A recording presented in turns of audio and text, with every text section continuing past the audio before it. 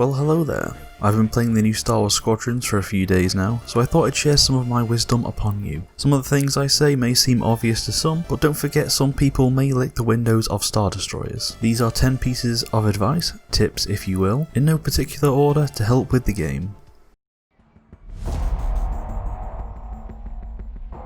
Practice mode is what it sounds like. You can practice flying the various ships of the game around all of the different maps. You can even spawn in different types of ships to practice against, so you can see what does and does not work. It also has an obstacle course to see how well you can maneuver. This is a very well done practice mode, and I appreciate it greatly.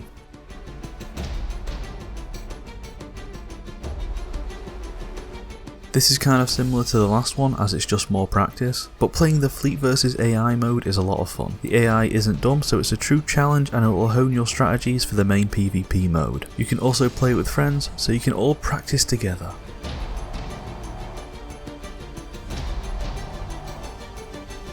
The game has a lot of weapons and parts. It may be overwhelming, so you stick with the basic loadout, which is pretty good, but if you fall into a comfort zone, you will be missing out on some truly useful weapons. So just don't be afraid to try out the different weapons of the game.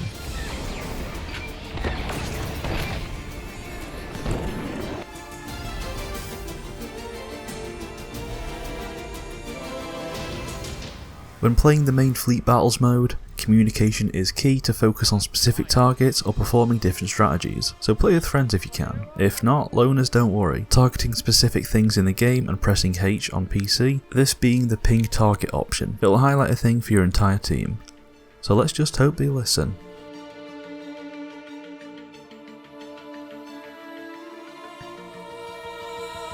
If you keep everything in your ship balanced, you will get by, but you won't be maximising your efficiency. If you need to catch up or get away, put all your power into the engines. Putting extra power into blasters will also give you even more firepower. Combining this with some weapons is deadly.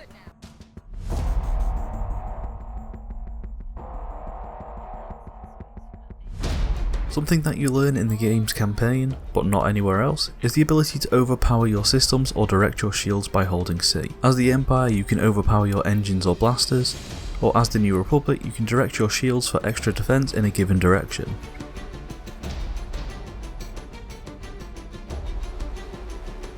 The problem that I find myself doing a lot in the Fleet Battle mode is constantly being in the shit. You don't need to be. If you're hurt or running low on ammo, pull back, wait for a support ship to help you, or find one of the resupply points around the map. It's far more effective for you to do this rather than dying, as dying will hurt your team a lot more than you running away for a minute. Just heal, resupply, and swoop back into the action.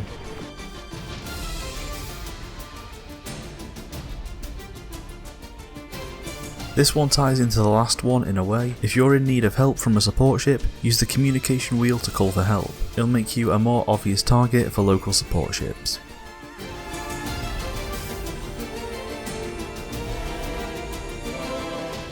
Just know what to do with the weapons that you've chosen. If you've chosen Ion, attack shields and subsystems, because using Ion against the hull of a ship will just tickle it. If you're using multi-rockets, use them to take out multiple turrets of a ship. Just be as effective as you can with the weapons you chose.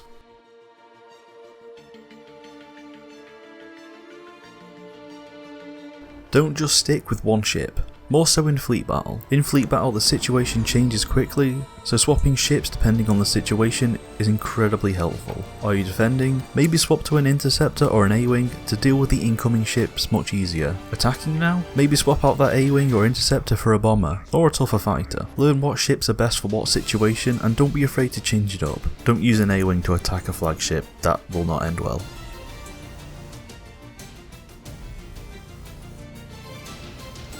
Drifting is something that again is taught later in the campaign, but it's fun as shit to do, so here's how to do it. Put power in the engines, boost, then hold shift and pull in a given direction. There, Tokyo Drift in space.